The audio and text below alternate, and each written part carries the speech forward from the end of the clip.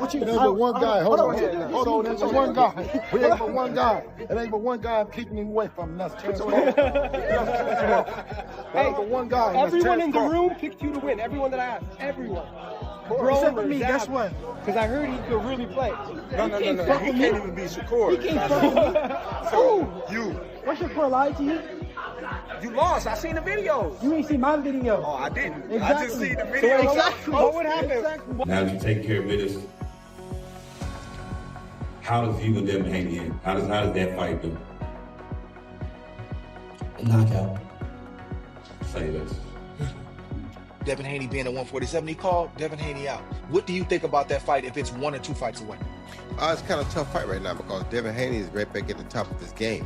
Devin showed that the weight loss was probably causing him to not have as good punch resistance, and it also probably wasn't causing him to have as much power or explosiveness as he has. He showed tremendous power, tremendous punch resistance in that fight against Norman, and for him to do that means that the weight was probably an issue.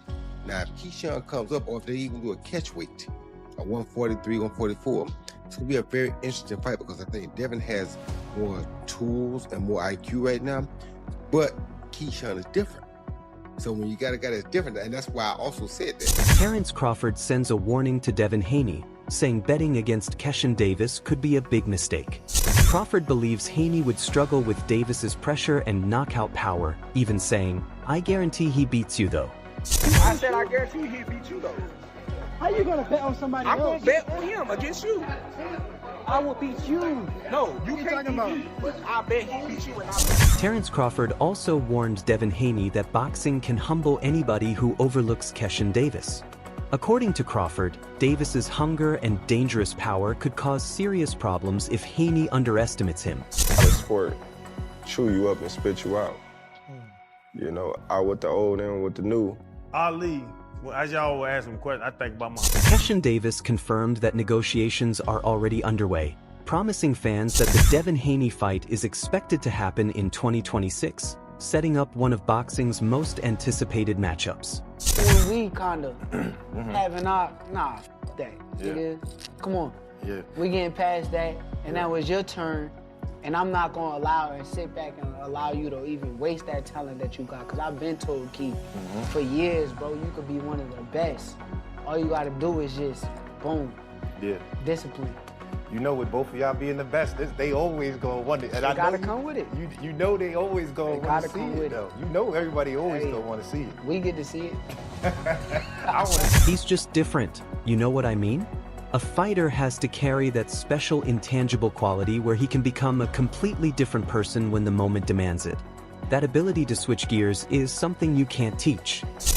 Let's do it. You know, I know he's dealing with some legal issues. I don't know what happened. He said he had to turn himself in, but I believe he tweeted like, Keyshawn, let's do it. I mean, He said that? Yeah, but he tweeted like something like that. Yeah. You know, Bill was in my DMs. We already was talking about it, honestly, before he even hit the media. So I know it's going to happen in 2026. And you're good going straight to Devin in your first fight at 47? If it make money, it makes sense. Right, 100%. Obviously, I want to get your take on your brother, Shakur, dominant performance. In the boxing world, people already believe this is a fight that's eventually going to happen.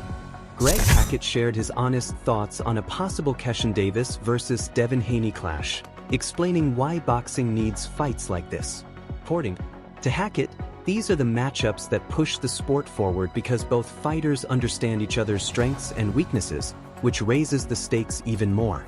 He emphasized that fans always want to see the best fight the best. Haney versus Shakur Stevenson, Haney versus Teofimo Lopez, and now Davis versus Haney.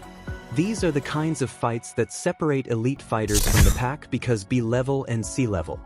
Opponents simply can't keep up either physically or mentally. Competition. He's fought some elite guys. He's come up short, but he's always fought hard. He's never been stopped. I thought Keyshawn looked really, really good early on in that fight. He looked very poised, and Jermaine was fighting a fight that you typically don't see him fight. Jermaine is known for being very physical, very rough, and he's gonna make it dirty if he has to. He was laying back, and it looked like he was allowing Keyshawn to take some ground and get established, but then Ortiz flipped the script and changed the game plan. he started to get into his normal bag of roughhousing and making things dirty. And I said, man, I like that. I was telling Shakur, I was in the locker room watching. I said, I like what he did right there, because he went away, let you get comfortable, and then he said, no, here I am. I'm going to be the guy that you actually thought you was going to be fighting, but I'm not going to do it in the first round. You saw Keyshawn have to make some adjustments too, and I love it. I mean, I don't know, 147 is a totally different division compared to 140. Hackett also spoke on Davis's recent win over Jermaine Ortiz, saying that while the performance at 140 pounds was impressive, the move to 147 will bring a completely different challenge. Even so, he doesn't believe Davis is too small for the division, mentioning that fighters often appear bigger on television than they actually are in person. For Hackett, the main question is whether Davis can stay consistent and composed as he continues climbing. With his talent, background, and hunger, Hackett believes Davis is capable of competing at the top. And a fight with Haney would be exactly the kind of elite showdown boxing needs. You understand me? I mean, you gotta have that intangibleness about him, where he can be a different guy when it's time to be a different guy. You can never count him out. However, if I were pushing Keyshawn, I would have another fight or two before I fight Davis, just for experience purposes. And if I was Devin, I would try to jump on it right now before he gets those couple fights, because the more experience he gets, the harder he's gonna become to beat. Yeah, that's going to be a tough fight, you know, for Keyshawn Davis. And I think in many respects, Devin Haney too. You can't take Keyshawn Davis light. He can really fight. He's really like that. The weight difference is a concern, and it's a fair question. Is he ready now? Is he ready a fight or two from now? But that's the fight, really. If you really want to have, you want to scream, I'm back. That's the type of fight that you want, because obviously it's in the Turkey Al-Sheikh universe, and that's a fight that's... It's hard to say. One analyst recently reacted to Keyshawn Davis's bold statement that nobody can beat him from 140 to 147. Davis has openly talked about wanting a fight with Devin Haney before eventually moving to welterweight, a division many people currently see as lacking excitement. The analyst explained that welterweight feels dry right now because there aren't many fresh matchups available. Big names like Ryan Garcia, Mario Barrios, and others are already tied up in different situations, leaving the division searching for new energy. Pretty much from 140 to 147, and he says he wants to. The reason we need fights like that is because there's things each one of them know about each other. They know that those are great fights. We need those fights. We need those fights. We need the Dev and Shakur. We need the Dev and Tio. We need the Africa and Shakur, the Africa and Tio. Then we need the Gary Antoine mixed in there. We need the Lamont Roach mixed in there. It's a lot of guys. The Abdullah Masons mixed in there. It's a lot of guys we need mixed in there. You know what I'm saying? These are the fights we need. Those other guys, the B class, C class guys, they can't keep up with them, either physically or mentally, or both together. They can't keep up with them. You see it. What kind of message do you think Keyshawn, made it in possibly the 40 to 47 division, beating Jermaine Ortiz the way he did? I mean, I don't know. 47 is a different division. That was at 140. When fighters move up in weight, it creates fresh rivalries and brand new opportunities. He pointed to fighters like Jaron Boots, Ennis leaving 147 for 154, which instantly created excitement in that division with names like Sebastian Fundora, Virgil Ortiz, Jermel Charlo, and Errol Spence. The analyst argued that the same formula could bring life back to welterweight if rising stars like Davis, Shakur Stevenson, and Gary Antoine Russell make the jump. For Davis, moving up would not only challenge his abilities against naturally bigger opponents, but also give fans the high-level matchups they've been waiting for. The analyst believes Davis's confidence and ambition might be exactly what the welterweight division needs to build momentum again and attract major attention. When people can't make 140. John, is he too small for 147? He looked good at 40. No, I don't think he's too small. These guys only look real big on TV. When you see these guys in person, they don't be that big. You know what I'm saying? So he's not too small, no. The thing is, with Keyshawn can he keep it together? Can he keep it together mentally? If he can keep it together mentally, then we see great fights out of Keyshawn. If he do that he say he been doing, which I don't know if he was lying or not, saying that he was drinking and camp and shit like that, I don't know if that's true. I don't know if it's a lie. I don't know if it's, you know what I mean, if he was telling the truth. I don't know. But if he can keep it together mentally, you know what I mean, then we see great fights out of Keyshawn. Say Keyshawn Davis and Devin Haney happen next. Who would you favor? It's tough to say. There aren't many good options. Again, Devin versus Lewis Crocker is viewed as a terrible fight, and honestly, not many people seem interested in seeing it.